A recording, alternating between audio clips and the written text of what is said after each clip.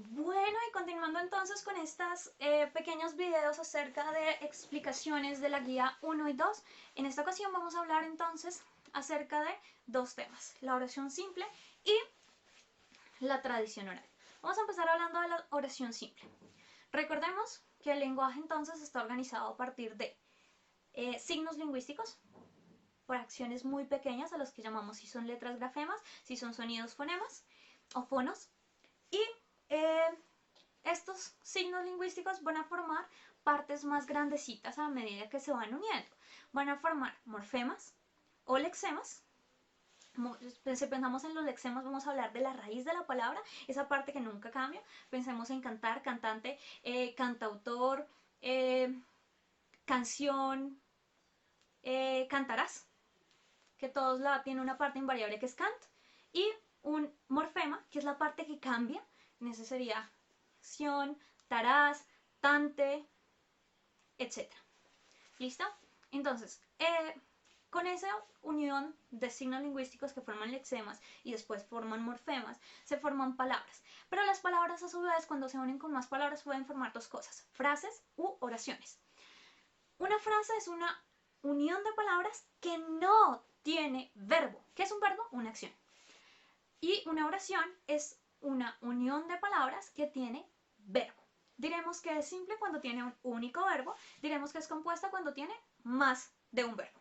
¿Listo? Nosotros no nos interesa por ahora la oración compuesta. Vamos a centrarnos entonces en la oración simple. ¿Listo? ¿Qué características pone la oración simple? Pues que posee un único verbo. ¿Listo? Y además que va a poseer unas estructuras muy básicas. Sujeto, verbo y predicado. A ese predicado sabemos nosotros qué es a lo que nos referimos cuando hablamos de unos cuantos complementos extra. ¿Listo? Recordemos entonces, ¿qué es el sujeto? El sujeto es aquel que concuerda en número con el verbo. ¿Cómo así que concuerda en número con el verbo? Si yo digo, tengo 8 manzanas, yo sé que el sujeto es yo tengo 8 manzanas. Pero si yo digo, nosotros tengo 8 manzanas, eso suena mal, ¿no? Entonces yo ahí sé que hay algo que está fallando, que hay algo que tengo que modificar.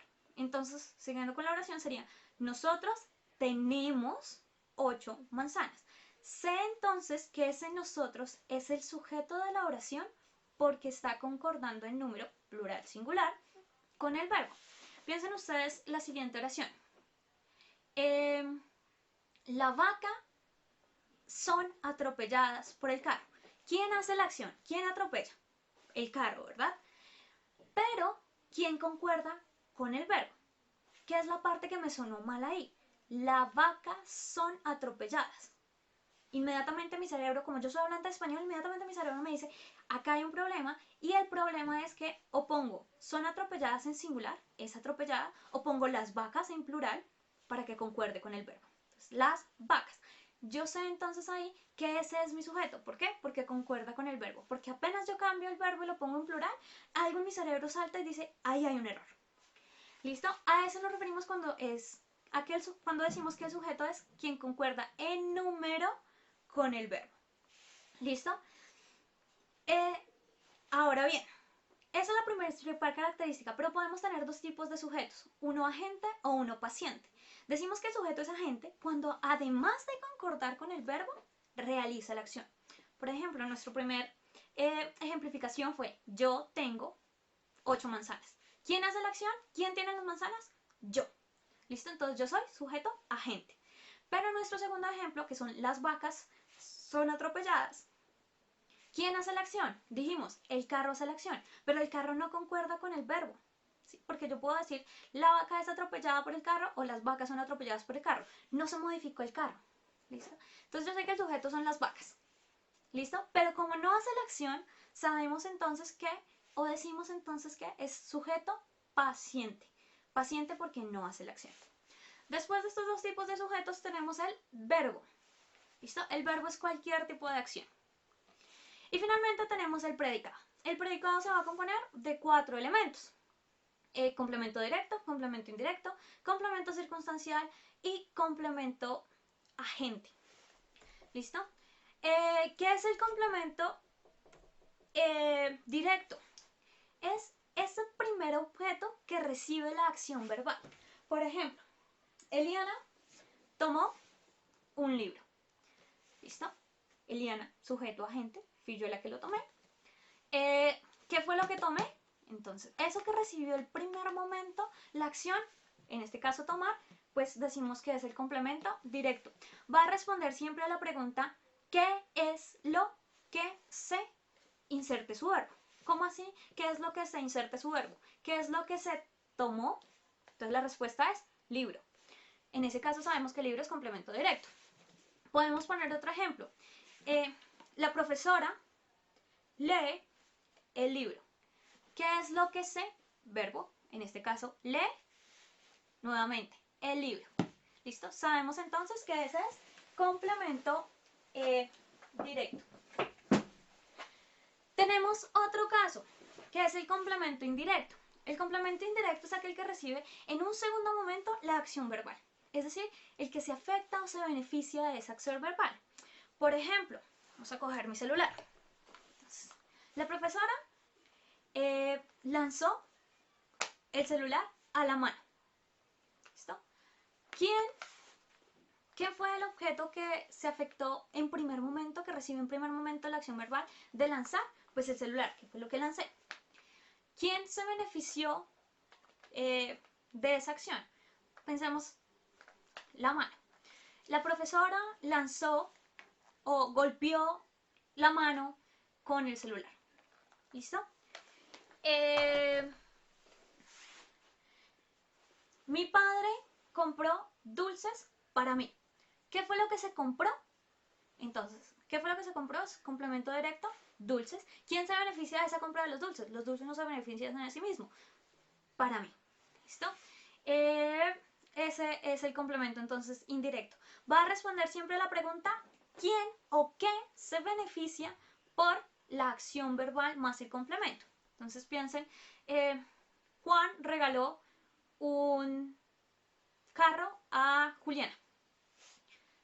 Si avancemos con la pregunta, con nuestro ejemplo, entonces sería ¿quién se beneficia o se afecta por el regalo del carro? ¿Listo? Entonces, Juliana. Entonces sabemos que Juliana es nuestro complemento indirecto. Tenemos entonces después los complementos circunstanciales. Los complementos circunstanciales son circunstancias o situaciones en las que ocurre la acción del verbo. Pueden ser de 5 clases básicas: tiempo, lugar, modo, compañía y instrumento. Decimos que es de instrumento cuando nos indica con qué se está haciendo la acción verbal. Me sacan una muela con el alicate. Instrumento, el alicate. Lugar, me sacan una muela con el alicate en el odontólogo. Lugar, en el odontólogo. Compañía, me sacan una muela con el alicate en el odontólogo con mi mamá. ¿Quién está al lado mío? Con mi mamá. Entonces, circunstancial de compañía. Siguiente ejemplo, de tiempo. Me sacan una muela con el alicate en el odontólogo con mi mamá a las 5 de la mañana.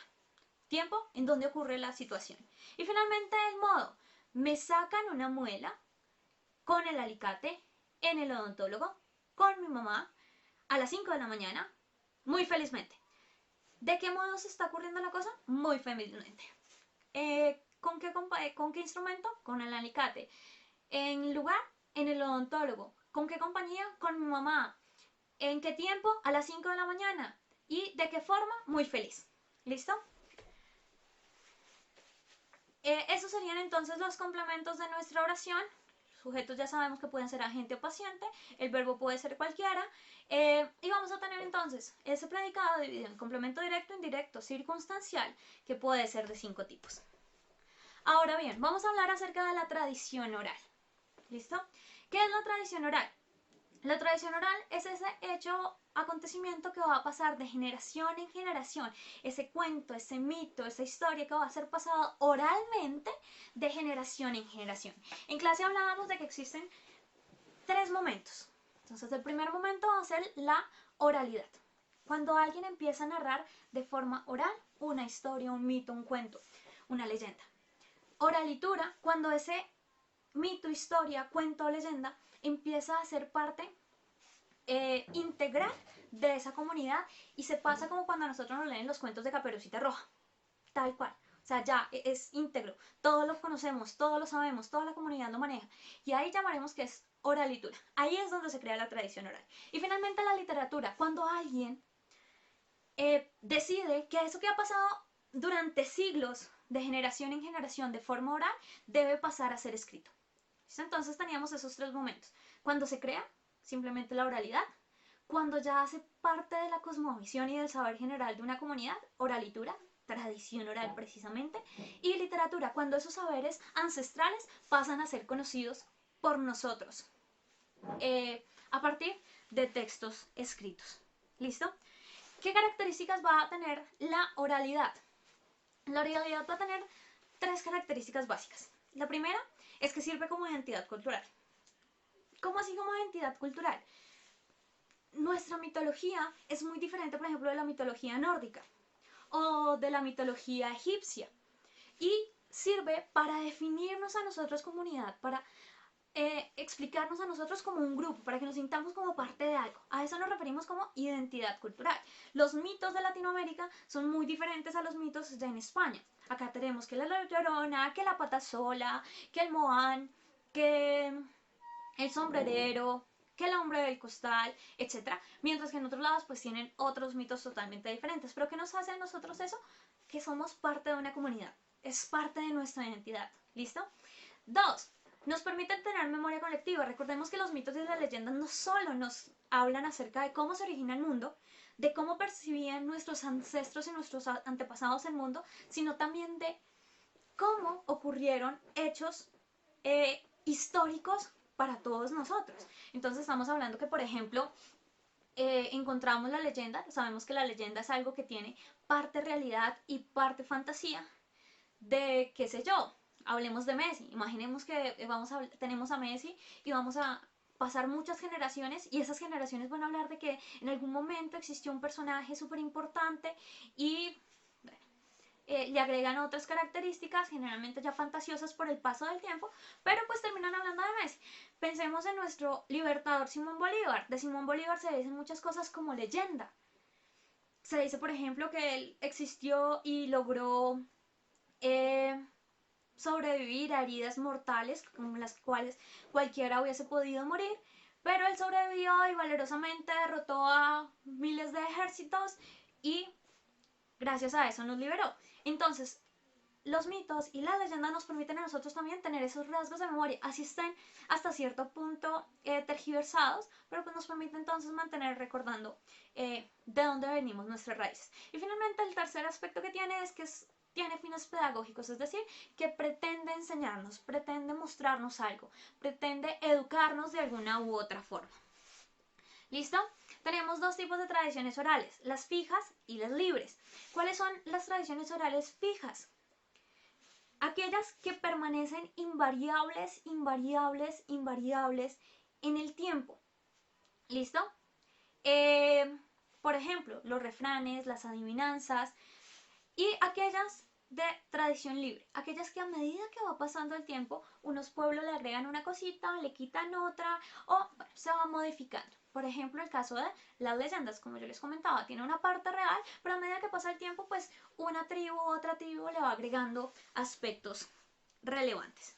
¿Listo? Entonces, esas serían nuestras características acerca de la literatura, acerca de la tradición oral. Recordemos que la tradición oral se va a dar por dos características o por dos tipos de literaturas, los mitos y las leyendas. Los mitos son generalmente narraciones de hechos naturales o de creación o religiosos, tienen en cuenta divinidades, tienen en cuenta mitos de creación del mundo, de fenómenos naturales, y por el otro lado las leyendas, que son historias de sucesos que posiblemente ocurrieron, de personajes que posiblemente vivieron, pero a los cuales a lo largo del tiempo se les ha agregado características ficticias. Entonces son una mezcla entre realidad y fantasía.